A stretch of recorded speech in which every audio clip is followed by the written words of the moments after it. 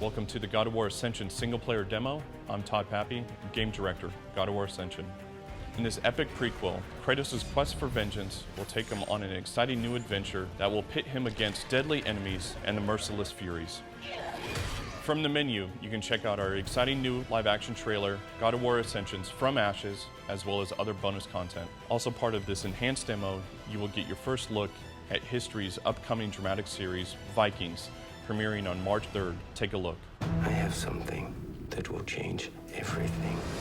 Nearly 2 millennia after Kratos' legendary adventures, a brutal band of raiders known as the Vikings would take up arms in the name of their gods to explore the world and conquer the seas. Discover the real Vikings with exclusive footage, behind-the-scenes interviews, and more. This is not the end. It's just a beginning. Thank you for downloading this interactive demo, and look for God of War Ascension in stores March 12th.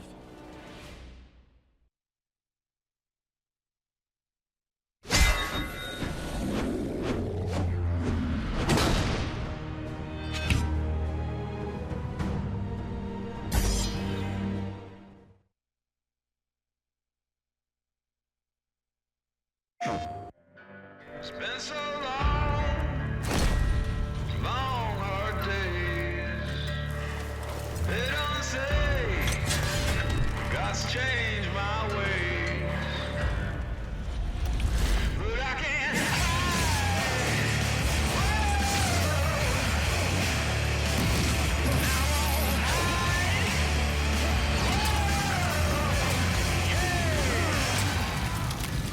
My evil ways.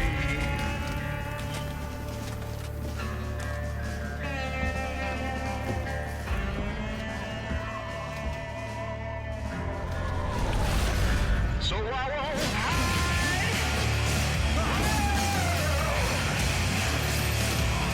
I won't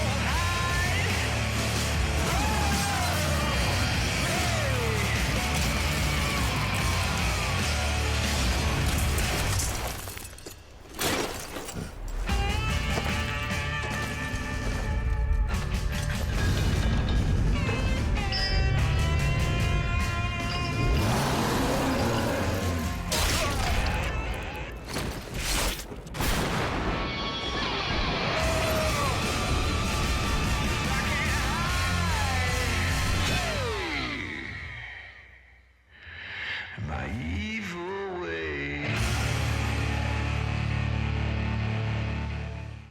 PlayStation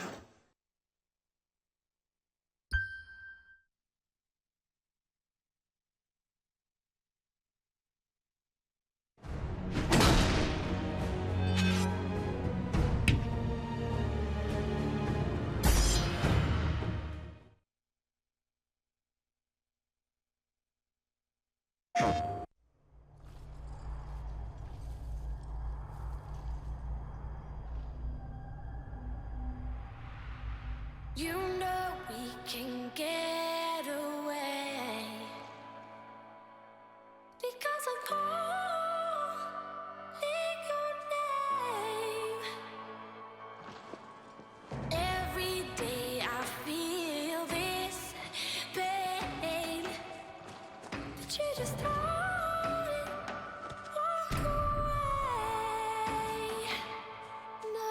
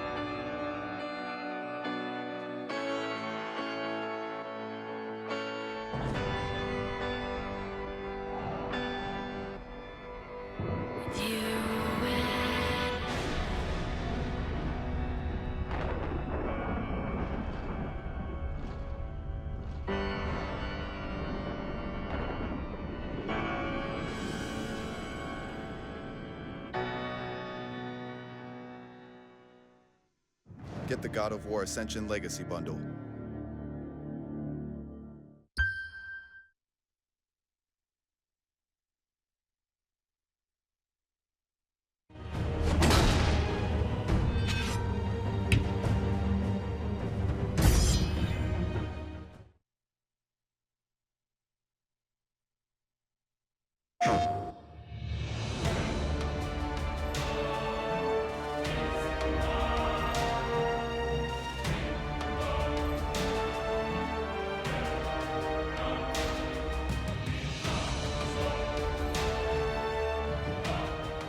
Hi, I'm Todd Pappy, Game Director at God of War Ascension. What you're about to see is a making of video that we've been shooting over about 2+ years. It gives you a good idea of the inception of an idea all the way through to the final product. Keep in mind that this is a work in progress. Enjoy. My goal for this game is basically the same leap that we went from God of War 2 to God of War 3 from an art standpoint. We're trying to push that in a design standpoint. You need a vertical drop down so that the player that's left there can't run back. We're going to evolve it. We're not going to stick with the same thing that we did in the last game. We're going to try to evolve. We're going to pick a new thing that's very challenging for us, and we're going to try to make it awesome. This time, the game is a prequel, so Kratos will be younger, so maybe his fighting style might be a little bit rougher. We want to definitely show a different side of him. We would like to make the world moving as opposed to static. We're also changing the player mechanics a little bit. To be able to consistently break new ground with each God of War title is always exciting, and to be fronting this with Todd is going to be great. We always challenge the industry, and hopefully we're able to do that again with this title. I could look at something and I know how I want it to feel versus looking at something and knowing how I want it to look. From an art standpoint, I will rely heavier on the art director and the guys that have been doing it for years and years. You know, they're the masters. Todd and I really get each other. We're very comfortable with each other. We're not, afraid to call bullshit on each other. So we're pretty honest with each other, which I think is good, but at the same time, we trust each other. You were kind of talking about maybe doing kind of spikes. So I don't know, maybe it has looks a little bit bigger, kind of like a lion's tail, and kind of ties in with the spikes on his head or something. This is my first time art directing. It's a huge task, something I don't take lightly. It's pretty intimidating and daunting, especially with the caliber of artists we have at this studio, and these guys are everyone just knows their crafts so well. It's been a humbling experience. I think the main thing is I just facilitate making the game come together and letting all the artists kind of do what they do best. I think probably the biggest challenge I face is kind of continuing this legacy of making great-looking games from the guys on the original God of War 1, to Stig taking over as art director on God of War 2, Ken Feldman taking over art director on God of War 3. There's huge shoes to fill. Those guys just done an amazing job. It's just trying to make sure I've got all the bases covered and I'm really kind of living up to the legacy of what we've done at the studio. The goal is always the same. It's like you want to create it's basically a kick-ass game. You want to create a game that you yourself would have fun playing. It's the biggest challenge of each weapon is making it work with the chain blade. The difference between the previous God of Wars and this game in terms of the weapons, there's a sword, there's a club, spear, shield, and a sling. And these are all taken from the goats because they carry those weapons, and when you kill them, they drop the weapon, you have the choice to pick it up. And you use those weapons in conjunction with your blades. So that's kind of the challenge of the design, trying to get the blades to work with 5 different kind of weapons that aren't really his weapons, but they become his weapons when he picks them up. So you could still swing the blades like you do with square or triangle, but if you press circle now, you could use the weapon you just picked up, so that becomes part of your arsenal. That weapon's a club, like a beating stick, knock the opponent into left field pretty much. So the spear is mainly a projectile weapon. You don't really do any melee with it. It's purely a long range. But you're also allowed to combo with the blades, is what we call weapon finishers. So if you're doing like a blade combo, and then you press the world weapon button, you will do like a specific world weapon kind of finisher like that. Sometimes the goats go into these kneeling positions. That's when I could grab them and do certain CS moves on them. That's the change. In this game, the grunt characters actually go into stun states where I could do specific grabs depending on the stun state that they're in.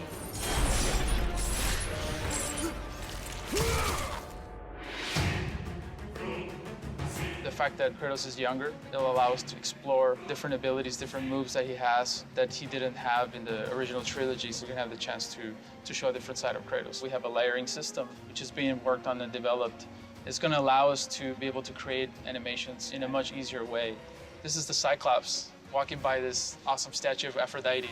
As you can see, he's kind of ignoring her. Now, even though it's the same animation of him walking, he's kind of looking at her. This is the actual layer that was put on top of the regular walk, which is this walk.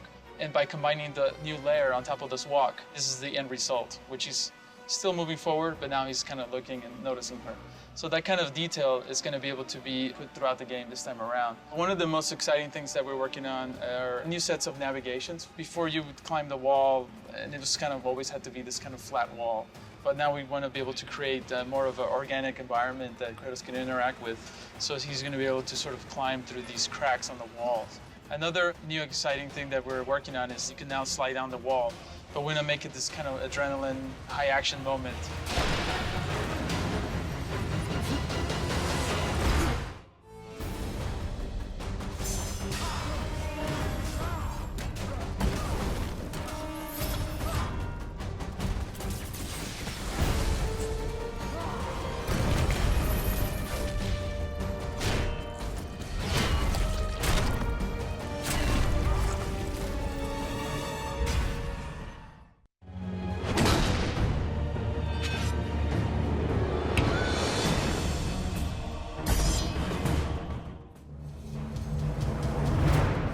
For thousands of years, man has explored and conquered in the name of his gods.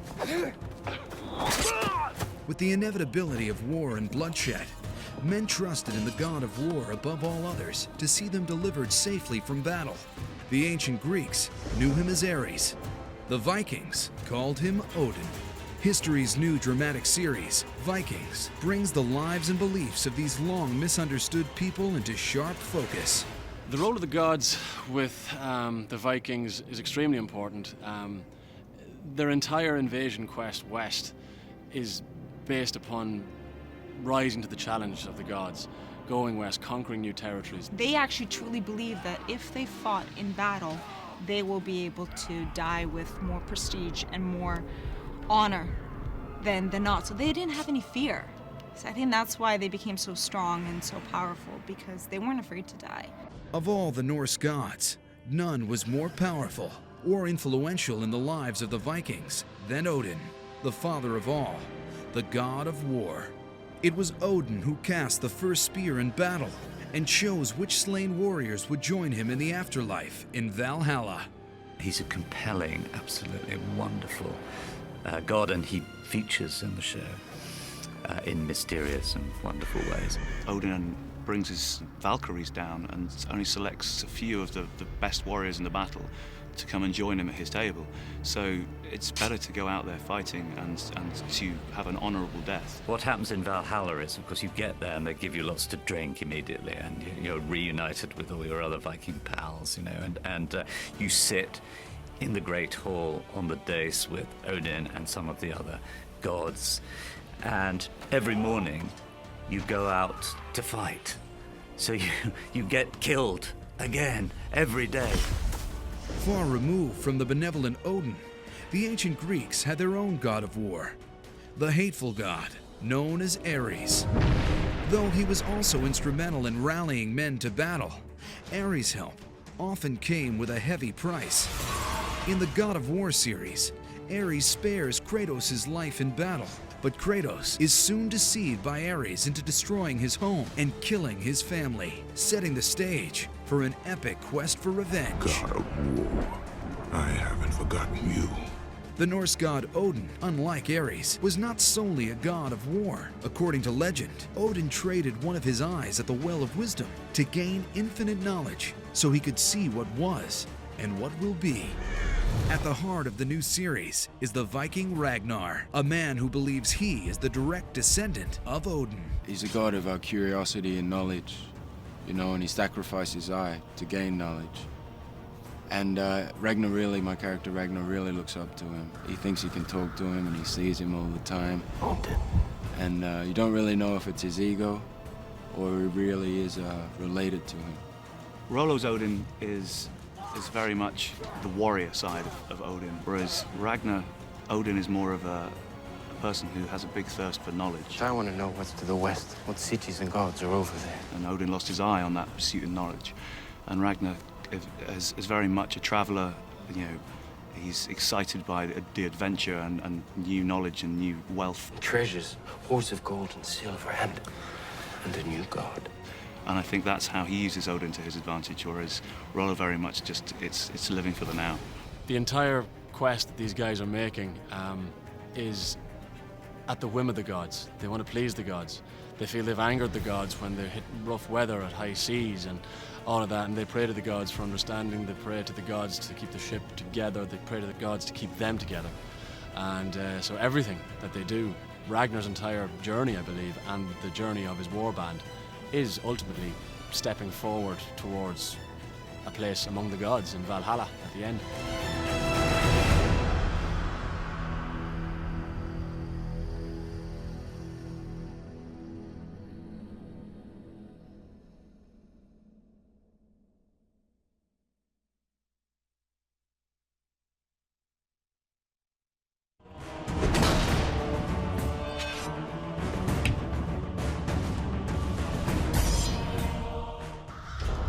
I saw something. What did you see? The gods desire you to have a great future, but they can withdraw their goodwill at any time. The laws of men are far below the workings and shapings of the gods. What are you afraid of?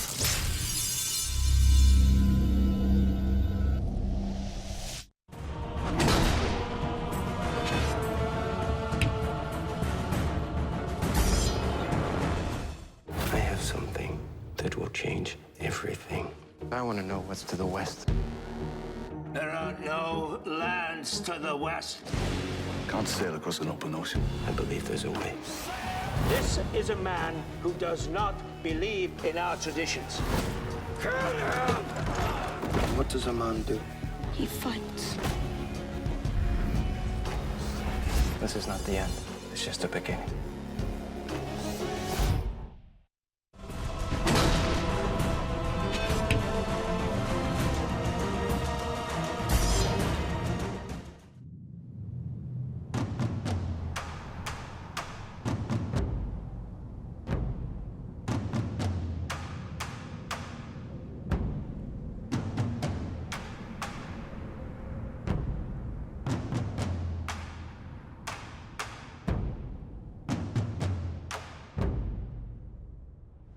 At night, we look to the sky and ask, who are we? What is our place? What lies beyond the impassable seas? The gods themselves have handed down the answers to all these questions. The lands of men are but one of many worlds, bound together by the world tree, Yggdrasil. At its base, the Norns weave men's fate. And below, the dragon Nidhogg chews away at the roots, seeking to destroy the tree itself. It was among the boughs of Yggdrasil that the gods created Midgard, the lands of men. Pleased with their creation, the gods built a home of their own. Far above our world, they constructed the mighty city of Asgard. It was here the gods would feast and reign until the end of time, with Odin king above all. Odin is lord of war and death, but also lord of knowledge. It is said that Odin once journeyed to the very roots of Yggdrasil to seek the Well of Wisdom. There he made a deal with Myrmir the Wise. In exchange for one of Odin's eyes, Myrmir granted him a sip from his well. Now, with only one eye, Odin sees more than any god or mortal, able to focus on those events both distant and those yet to pass. Every night, Odin retires to Valhalla to feast with the souls of brave fallen warriors, so that they might fight with him in the final battle against evil. Odin knows what awaits him in that battle. It is his own death at the jaws of the great wolf, Fenrir. We pay tribute to Odin in battle, but it is Thor, son of Odin, most looked to for strength every day. He is god of thunder and lightning, idol of craftsmen, and fighter of evil. He is revered far and wide. Legend tells of Thor's battles with Jormungand, the world serpent, Thor came too close to the great serpent once, and it caused a battle that made seas boil and oceans crash. There is also Loki, the trickster god some call him. Loki, the god who can take many shapes. The god who fathered Jormungand the serpent and Fenrir the wolf to bring chaos. It is he who will bring about the end of the world. Ragnarok. When Ragnarok arrives, Loki will pit the giants against the lords of Asgard. Odin will fall to the wolf, Fenrir. Thor will fall to the serpent, Jormungand. Evil will prevail and the world will end to start anew. This is the fate Odin has foreseen, and neither god nor man can escape it. This is the world of men and gods. This is what lies beyond the impassable seas.